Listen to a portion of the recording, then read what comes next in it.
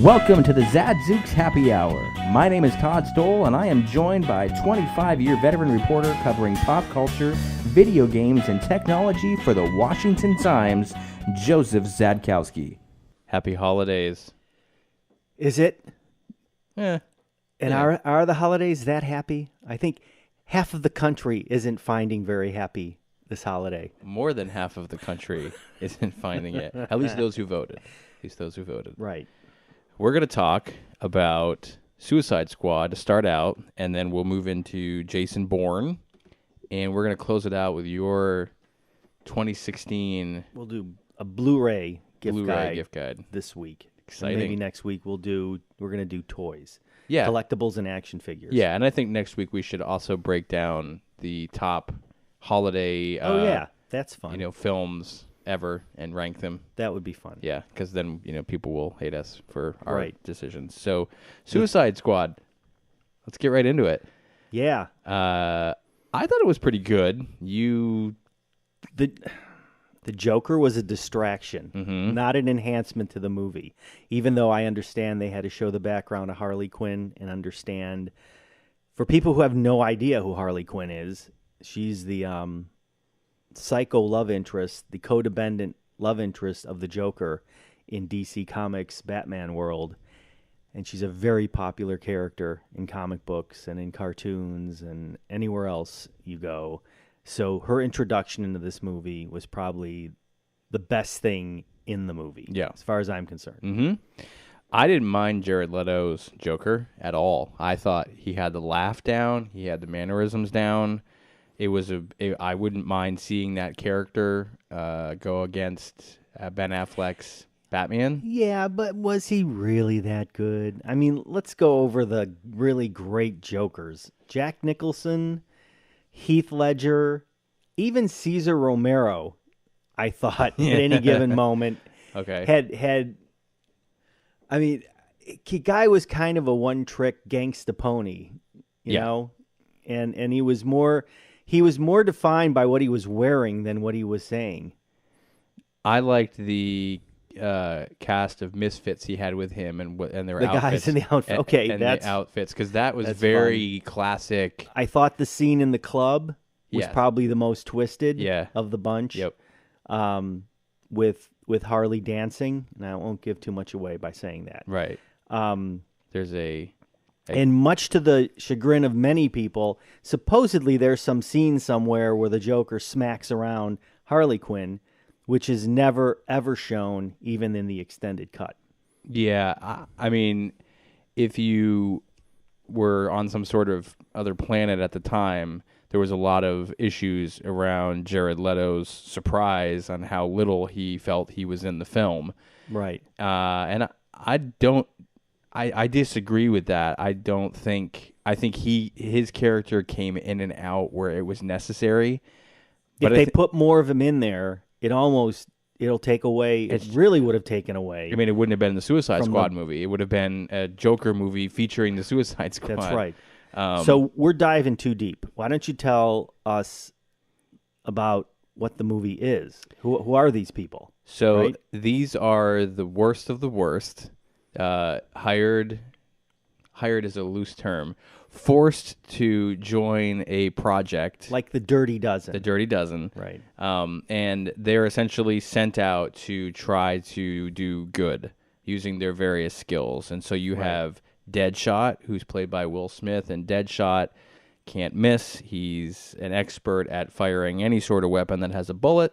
Right. And his character is very heavily focused in this film. You have Harley Quinn, who, again, we just spoke about. Her character is a big focus of the film. You have Captain Boomerang, by my least favorite actor at this particular moment, Jai Courtney. Now, why is that? He ruined Die Hard for me when he played McClane's son. Oh, that's why I remember him. Yeah, that killed it for me. He is a master thief who wields knives and has a thing for boomerangs, pink ponies, and throwing unicorns, and throwing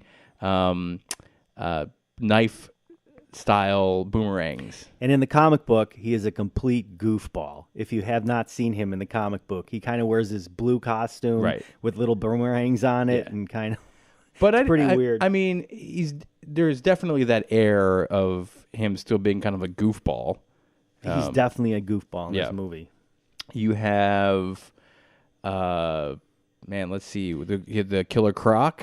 Killer Croc, he's less crocodile, more skin condition. Yeah, kind of a guy. He looks like a crocodile, but his big thing is he lives underground and in the sewers, and he's a cannibal. And he's a cannibal. Right.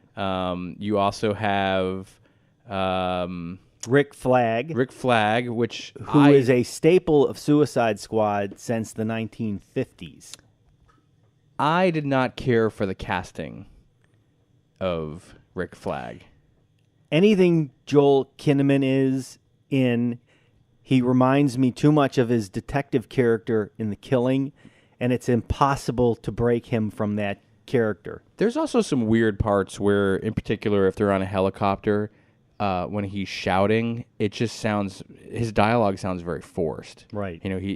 I didn't care for it.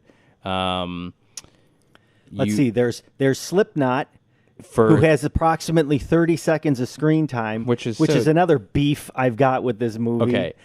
It's like random characters thrown in, and then oh shoot, we don't know what we're gonna do with this guy.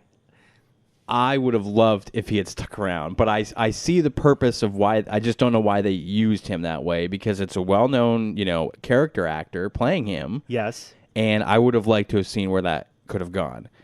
My favorite character, which I think everyone would agree with seeing this, is El Diablo. He was pretty cool. Diablo. Right. Which is essentially the embodiment of hell. He summons flames. And he summons flames at will, and he's awesome. You have the witch. The enchantress. Who ends up being the villain. The villain. And she starts out as sort of this quasi. And I'll tell you, I thought she was going to be the best character. I thought at the beginning, I really liked how cool they presented this character and in her origins. And then she just ends up being this one-dimensional bad guy. Yeah. And it just ends up for me. I'm still trying to get a handle on what I just saw.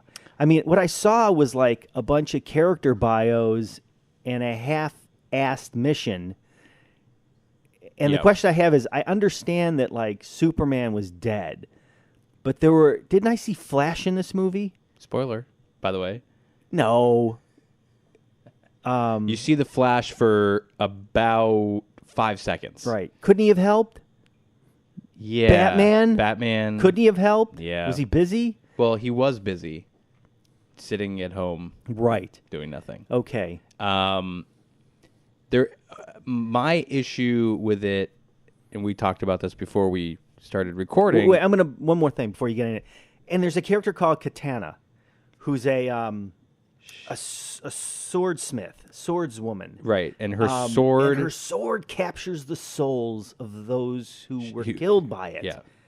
That is an awesome concept presented for roughly 5 seconds. They never play that out. Other than the fact that just before the final scene, you can see her talking to the sword, and you can see it smoking, kind of like with this aura around it. But you got to watch the movie 3 times to even know what that means. Yeah, yep. So my issue is the character introductions. The movie starts out, and boom, you were immediately on Deadshot, and you were immediately on Harley Quinn. And then... I'm going to interrupt you one more time. The first 30 minutes or 40 minutes of the movie, every introduction has to have what I'm calling like a football stadium rock song. Yeah. Or rap song. Yeah, yeah. Which makes no sense because midway through the movie, it never happens again. No. What? No. They've got AC/DC. They've got... well, no. You can't say that because the end credits... Okay, but the end credits... Right, but before, am I right? Yes, it starts. What was the point of that? Yeah, see, you're starting to hate the movie. You walked into this with me saying... I was, okay. It's not my top movie of 2016. Right. I was entertained. Okay, fair enough. And I'll leave it at that. But then you get further into the film, and you see why these characters are locked up. Right. And so now you have a second introduction to Deadshot and sort of his quote-unquote origin story. Right. You have a second introduction to Harley Quinn. Right. And then you have a third introduction in the standard edition, giving more of a backstory to her. And in the That's right. extended edition, right, there's even more. You get a little more of her. You get a little more Killer Croc. And you get a little more of the Rick... Rick Flag? The Rick Flag and Deadshot relationship. Yeah. But really, it doesn't change the movie. Well, Superman versus Batman, that changed the movie for me when I watched the extended cut. Right. This doesn't. And Killer Croc gets no backstory in the standard edition, so you don't really know anything about him. Right. Nothing. Right. Captain Boomerang, however, gets a backstory. Right. And I didn't understand that. El Diablo is the only backstory that is timely and explains his character before he does what he does in the final scene. And probably the most emotional of the group. And it was well acted. Right. And the actor, in my opinion, perfect casting for that role. Right. Was great. The special effects that they had around his character, awesome. And by the way, the scene where this is ridiculous that David Ayer would do this. The scene where he takes out some of those what I'm calling charcoal-headed minions, the guys that got like the giant blueberries on their head or whatever those blackberries. They actually use flamethrowers attached to them when they were shooting at the guys, and they lit guys on fire, which you find out in the extras. Yeah, why would you even bother? I mean, to make it realistic, I guess. It looks cool, but yeah. They could have did that in CGI with no problem. There's just, it's DC's, it's Warner Brothers' attempt, in my opinion, to try to just so rapidly establish these franchises with Superman versus Batman. I think that was the issue, right? The issue was that they're just trying to get these characters because they're so desperate to get to the Justice League, and they know they need to go through these channels to get to it. Right. And they're forcing it. They're forcing it, and at the very end, before the black and white credits roll, you get the introduction to the beginnings of the Justice League. And please, once again, explain to me, I'm giving away a little bit of the end credit scene. Yes. She hands the guy an inkjet copy of a dossier that he already has on his Bat computer. Mm-hmm. Why? And what's the relevance of that? I mean, the only thing I can think of is it's meant to take place before he has it in the Bat computer. But it's so... So then he uploaded an inkjet copy of the... he scanned it. He made a PDF. He took a photo with his phone and made a PDF. With his Bat phone? Yes, he did. He did. The fact that Affleck is in this for as short amount of time and still brings nothing to the character... Right. Just I don't care. Right. There was one thing that I had a question about in the end credits because again, it's floating around on the internet if you want to go see what it's teeing up, which is it's teeing up the characters for the Justice League. Why is the Witch still attached to the dossiers that he has when there's theoretically no witch at the end of the film? Right. Spoiler, but right. I didn't understand that. Her character is still listed along with Aquaman. I guess I don't really know what they're calling that character yet. Do we know? He's Aquaman. Is that how they're playing it out? Yeah. And the Flash. Right. Whom you get to see two of them in this film, and you don't see Aquaman at all. So he's the only new character you're going to see in Justice League. Right. Also, by the way, where was Wonder Woman? I mean, what were these guys all on vacation? She's practically godlike. She could have put this to rest quickly. So is this an attempt to keep Suicide Squad on a sort of parallel track to Justice League, and eventually there's going to be a merge of the Suicide Squad group and the Justice League for some sort of epic Avenger style thing where they include Spider-Man. I mean, I'm very They include Spider-Man. Well, the last Avengers or the last Captain America, which is essentially the Avengers, right? Like Spider-Man's in it. You know what I mean? Okay, right. Did you see the new trailer for Homecoming? Yes. Okay. Which is there's heavy. There's a lot of Tony Stark. That's right. It's which is awesome. It should have been called Iron Man and Spider-Man holding hands. That's right. Because that's pretty much what this film is. But to get back to Suicide Squad, it's just like it made a ton of money. It was critically made a ton of money. Disappointing. Surprisingly, but yet it was still considered a disappointment. And so my question is, would Will Smith do another one? Because of course he'll do another one. Well, I don't know. He's one of these weird guys that like he's done sequels, but he's backed away. I mean, look at Independence Day. Right. That was a monster movie of its time. He's done 3 Men in Blacks. You know why he'll do another one? Because if you watch the extras, that group of characters has so much fun off screen that it's like a party. Although I was reading through how people really hate Jared Leto because of the shenanigans he pulled. Except for Jared Leto, right. He was kind of the outsider of the group. He's sending them like severed heads in the mail, like just dead things, like because of course he's method, he's attempting to be the Joker all the time. Right. So that's kind of annoying. Yes. But I really like the only character I liked in this whole movie where I'm like, yes, I want more of it, was Ike Barinholtz playing the prison. I don't even know what that is. He's the guy who runs the prison. He's the guy who is sort of messing with the inmates and eventually the Joker catches up to him. And does he die? It's unclear. You don't know. The assumption is no. He's probably working for the Joker. Okay, I see him. So you're amused by him. Oh, I thought his character when he was in Neighbors. Yes, and Neighbors 2. And when he all right, he was born in Chicago. I like him. When he I'm not giving anything away here, but if you watch the first scene where he is interacting with Deadshot, and Deadshot is in the prison cell, and Deadshot threatens him, and he's just got this stupid look on his face, and he goes, you threatened an officer here, and he's like, oh yeah, what do you want to do about it? And he just looks at him and he goes, let's have some fun.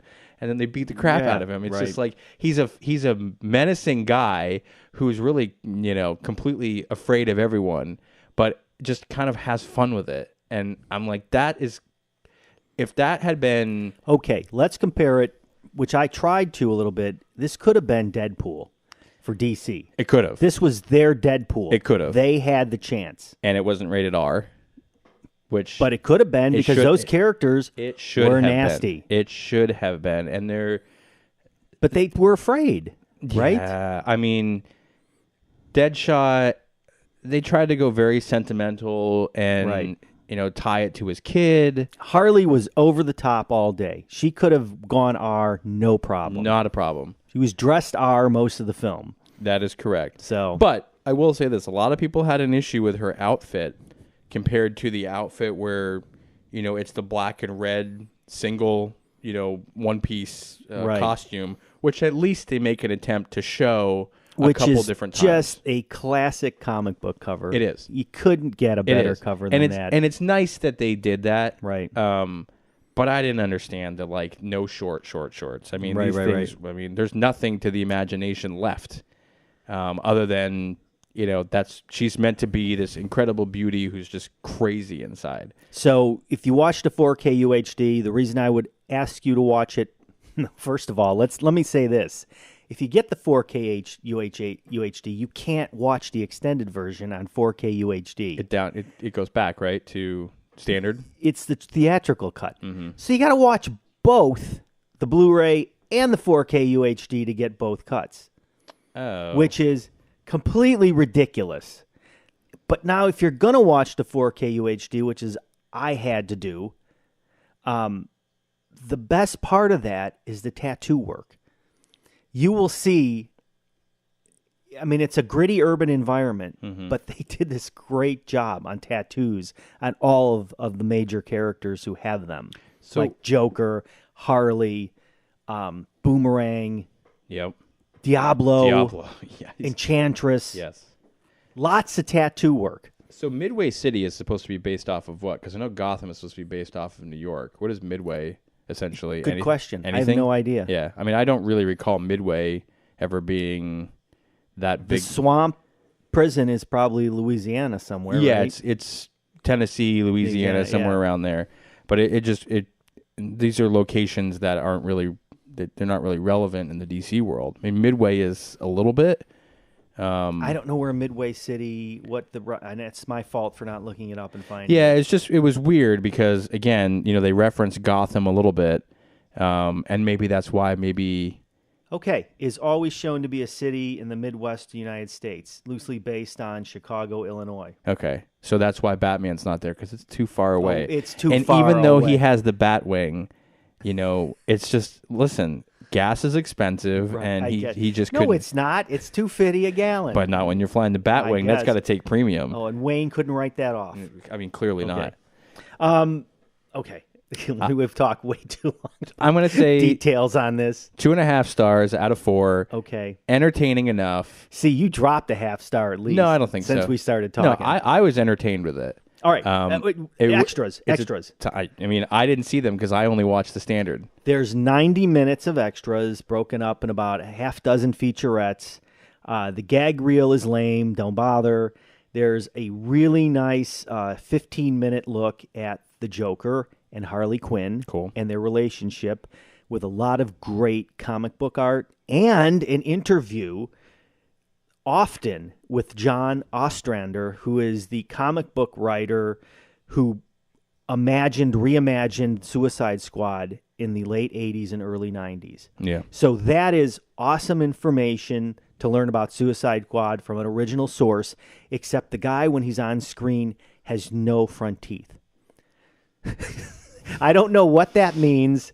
Oh, it's a little off-putting. But is it in 4K UHD? And it's not in 4K UHD, so I can deal with that. All right. And there's another 23 minutes on the overall look of the Suicide Squad and its history. So that's also like really great, which is part of I got that messed up. So the 23 minutes is where John Ostrander's talking, and the other stuff with Harley Quinn and the Joker, also good stuff. Yeah. I could have watched 2 hours on Harley Quinn and the Joker and their history and origin.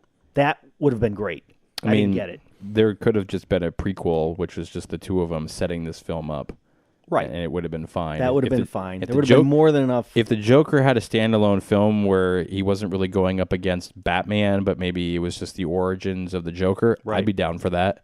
I would watch that in a heartbeat. And I don't think he played a bad Joker. Again, you can't compare him to Heath Ledger's Joker because that's just a completely different. This is the more kind of goofy Joker a lot of times where he's very outlandish. So I'm giving Suicide Squad, based on the 4K UHD package, 1.5 stars because it really killed me that I had to watch the movie twice. And I'm sort of finding with 4K UHD, I think it seems like because of the size of the film itself, there's no room left on the Blu-ray for anything else. That's correct. Yeah. I don't know how you fix that. And also the other thing I'm noticing, films, the 4K UHD is right now not currently a standard that they're shooting the master in. Yep. So they're upscaling it from 2K. So you're really not getting a better experience, even though it's upscaled and it's got HDR on it. And so anyway, that's where I'm at. Okay, we're going to take a break because we have talked way too long on this. I got a towel off. And we'll come back and we'll talk Jason Bourne for 30 seconds. No, come on. We'll be back. Communities Digital News, built by the writers and editors that deliver the news 24 hours a day. Visit comdiginews.com. That's COMMDIGI news.com. And support the next evolution in news. Okay, so let's talk Jason Bourne. I had an issue, which I have with some other films, and I don't know if you had this problem. You cannot skip past the previews in the beginning before the film starts. Doesn't matter what what you do. I don't remember noticing. Oh, because I watched the 4K UHD version. There was no previews. You can't fit anything else in it. But if you watch the standard Blu-ray edition, you must watch previews, and you cannot bypass the menu regardless of what you do. And would you get stuck watching? Do you remember? I hit fast forward so I could at least not have to deal with it. But that's annoying. But in general, Jason Bourne is what, the fifth? I guess you want to call it the fifth one because they had the Bourne Legacy. With Jeremy Renner. So it's the fifth Jason Bourne film. Mm-hmm. Matt Damon reprises his role after an extended period of time of not being involved in it. Oh, and the director comes back. And, you know, what's his name? You could tell it wasn't as good as some of the originals, and I think the way I could tell, it was at the very end they messed with the closing scene song that they always use, Moby's song. Is that why there was extras all over the place on Moby? Yeah. Okay. Probably. In this film, you were reacquainted with Jason Bourne, who has been off the grid for a very long time and trying to live that way. And one of his former accomplices / nemesis at one point, played by Julia Stiles, comes back into his life and sort of targets him by the CIA again. And it is a rehash. She's helping him find his daddy. She's helping him piece together more of his life before the Blackwater, right? I can never remember the name of it because there's so many of them. The first op that he's in, right. They start out with a scene where they're showing his back. He's without a shirt. He's still got the bullet hole scars in his back. It's typical Jason Bourne, a couple high-speed chases. But I found at times there were just a few places where it was a little spastic almost. It just... I thought it was a slightly meandering plot, just waiting for the next action scene. Yes. You know what I mean? It would go, action scene, go. But it's director, what I said before, Paul Greengrass, who got together with Matt again because Matt wasn't going to do one unless Paul agreed to direct. Right. So. And Paul has done all of them except for this. Is that right? I think he's done them all except for Legacy with Jeremy Renner. You're probably right. I don't know why they call it that because his character is not Jason Bourne. Right. You have in this film multiple villains who are almost at the same level. So you don't have that typical bad guy with a lower tier bad guy that's still a bad guy, but not as bad as the main boss. Right. They're pretty equal. You have a CIA data analyst who you can't really tell if she's good or if she's bad, and I think it's still unclear. Wasn't that like the Julia Stiles character? It was. This one's she's more aspiring for her career. Tommy Lee Jones is the director of the CIA. That's pretty cool. Which is pretty cool, although he looks extraordinarily rough. Yeah. Look at him in 4K UHD. Man, there were some times where even in the regular Blu-ray, the bags around his eyes, I don't know if they added something to him or made him not have any makeup, but wow. Age crevices. Just, a lot of sagging skin on his face. There were jowls. There were times, honestly, I didn't think it was him because he just looked really rough. The standard edition Blu-ray you can get with the Blu-ray, DVD, and digital download, which you can do it in ultraviolet, or you can download it onto your local machine, which is always a plus for me because I don't want to run ultraviolet on a separate app. I'd like to be able to take it with me and put it wherever I want. So that's nice. The film itself, not as good as the first set. Really, all of them are not bad. It's a typical formula, and I think in some ways that's maybe where I fell off a little bit with it, was because it just seemed like it's a rehash of the same story again. Right. And I would like to see something original. The high-speed chase through Las Vegas where they shut down the Vegas Strip. Yep. Awesome. Yep. Very cool. The high-speed chase on a police motorcycle. Yep. Also awesome. Very well shot. But yes, there were times where it was a lot of action and then nothing, and then a lot of action and then just like let's accelerate to the next action point so we don't lose this momentum. Right. This might be a rare instance. The 4K UHD actually uses the 4K digital intermediate source, so now it really does look 4K. So when you're watching locations like in Athens, Greece, Langley, Virginia, Berlin, Vegas, as you mentioned, you really feel like you're there. Yeah. I mean, it's that clear. There was a point in the movie where in Athens, you look out a window and you're looking. It makes you feel like you're looking through a window because there was a riot going on below, and it was just so realistic.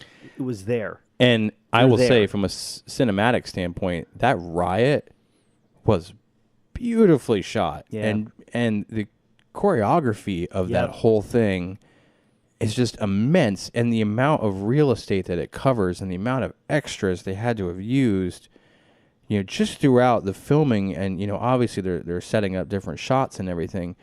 But that's a lot of real estate to cover. I mean, a very vast amount of land that they're covering where the rioting and things are burning. I mean, it's an expensive scene for sure. And all the close quarters combat is, of course, great. Beautiful. But couldn't be better. So if I had to rank it, it's, you know, on the lower end of the Jason Bourne films. It's not as bad as Legacy with Jeremy Renner, which was unnecessary. So it beats that one out. So out of 4 stars, which we're apparently going to start doing now. Okay. 2 2/3. 2 2/3. I'll give it a solid 2.5. Okay. Okay. The extras, and remember, I'm not giving this on the film. I'm giving it on the package. So everything involved here gives me a 2.5.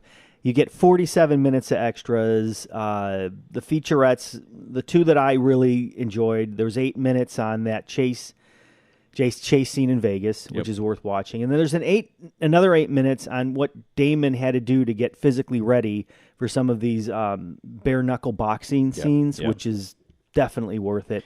And the boxers involved in it. For being a guy who's in his late 40s, much like Hugh Jackman playing Wolverine, he's pretty ripped.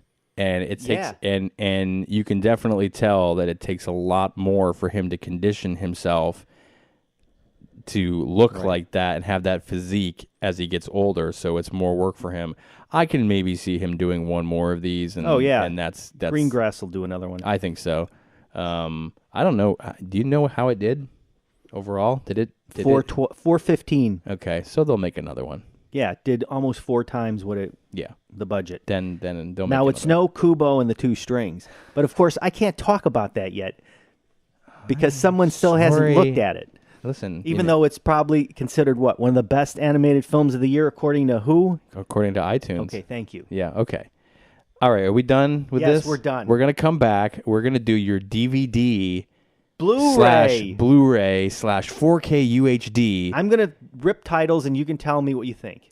Okay, sounds good. We'll be back. Communities Digital News, built by the writers and editors that deliver the news 24 hours a day. Visit comdiginews.com. That's COMMDIGI news.com. And support the next evolution in news. You ready? Breaking down Blu-ray and all good How much stuff? time do I got? You know, whatever you need. We can make it fast. Thank you. All right. So every year I get a bunch of Blu-ray collections or sets together and offer them as my Blu-ray holiday picks. They're not holiday-themed films. They're just great things to buy and enjoy for the cinemaphile and the TV binge watcher and the family. So my first one is Freaks and Geeks, the complete series. Okay. That's good. the Paul Feig produced.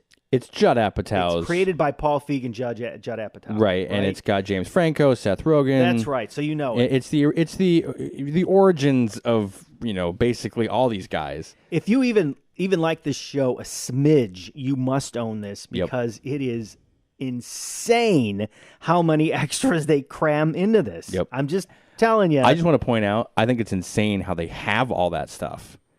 Because that show's what, 20 years old? That's right. Easily. That's right. And the fact that they have that. These goofballs on each episode, they rescanned it to 4K, and from the 35 millimeter negatives, you can get the TV box aspect ratio and a full screen aspect ratio. No, they did it right. It's more than you'd ever want to do. Okay, next. Falling Skies, the complete series. That's the Steven Spielberg produced extraterrestrial series. I liked it. I gave up at about the last season of it, but I'm going to go back and enjoy it. You have fun with that. Star Trek 50th Anniversary TV and Movie Collection. It's everything you want from the original series. Yep. Everything, including the cartoon series. Yep. Including a new documentary, multi-part. Yep. All good. Oh, and you get a Starfleet pin, which is kind of neat, with the Trek 50 logo on it. Nice. Game of Thrones, complete seasons 1 to 6. On Blu-ray. Yes, and 6 just came out. And, by the way, by far, the best extras ever in a Blu-ray collection. Absolutely. Ever. Every time these guys put one of these out, they've got these animated backstories, like usually a couple dozen of them. Yep. That are just so deep. I mean, HBO does a good job about doing first looks and all this other stuff. Right. So all this stuff is highly detailed anyway. And then they throw it together and they're like, well, we might as well do everything else. Great package. I mean, they're making so much money off of these Blu-rays anyway. It's ridiculous. But they give you something for it. Sure. This one's a little odd. Soundbreaking. It's the stories from cutting edge of recorded music. It's an 8-part series on PBS that talks about the history of recorded music. Yep. Paul McCartney, you name it, is in this. Footage of Amy Winehouse, The Who, Stevie Wonder, Johnny Cash, Run DMC. Okay, Twin Peaks, the original series, Fire Walk with Me, and the missing pieces of that movie. Okay, I can do with everything but Fire Walk with Me. I'm good on everything else. I know, but didn't you think they need to put that in there? They need to put it in there. For the completist, the purist? But it's a horrible movie. It is a horror movie. But the show is great. It's coming back in April of 2017 with most of the original cast, some of which are dead, so they will not be coming back, some of which have retired. But for the most part, it's going to be awesome. Best extra is an hour-long round table at a coffee shop where David Lynch sits around with Kyle MacLachlan. Have you course. seen that? Yeah. They hang out and they're just like drinking a cup of coffee. Yeah, because it's damn fine coffee. Right. Okay. 2016 World Series Collector's Edition. You betcha. Because it's the Cubs. Yeah, good for you. The Cubs. Okay, move along. Dexter, the complete series. Okay. Dexter's a great show. It's eight seasons worth, 96 episodes. It's fantastic. I can't say all seasons were great, but, you know. Overall. Okay, animation. Beauty and the Beast, 25th Anniversary Edition, Walt Disney. Beauty and the Beast. Classic, animated. I know you don't care, but your kids would probably love it. I've seen it many times. Okay, and there's a live-action movie coming out next year. Which is why I'm... Yeah, okay. That's okay. The Transformers, the movie, 30th Anniversary Edition in a steelbook case. It's from the mid-'80s. It had Orson Welles as the all-powerful, planet-consuming Unicron. I owned a Unicron at some point. I completely forgot that there was actually a movie in the 80s. There was a movie. I totally forgot about that. Autobots fall. Many fall to the Decepticons. Huh. Yeah, there's some murdering going on. Interesting. The Iron Giant Signature Edition. Amazing. Very important. Yes. Because that was like Brad Bird's flop. Unnecessary flop. Unnecessary flop, yes. Which you learn in the extras. Yeah. That movie is like I was cinema gold. Captivated when my kid was growing up watching that movie. Yep. It was that good. And they went back and they remastered the whole thing again, and it just looks even better than it did the first time around. That's right. Okay, movies. Mad Max High Octane Collection.